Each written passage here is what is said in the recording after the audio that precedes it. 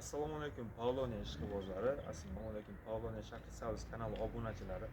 Bugun biz ko'chatlarni jo'natishda davom etyapmiz.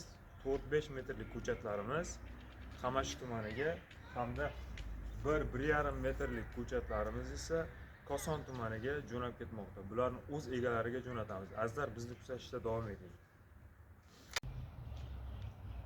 Kimda mana shunaqa Pavloniya ko'chatlari kerak bo'lsa, bemalol aloqaga chiqasizlar. Tomirlariga e'tibor beramiz. Texnik stress qilingan. Koson tumaniga chiqib ketyapti Pavloniyalarimiz. 100 dona navi M1.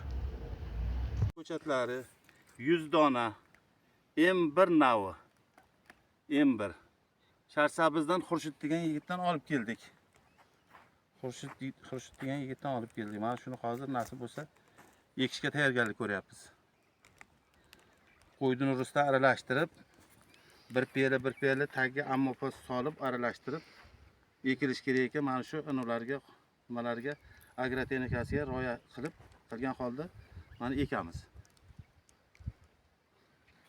M1 navi. Sharsabz tumanidan olib keldik Kosonga.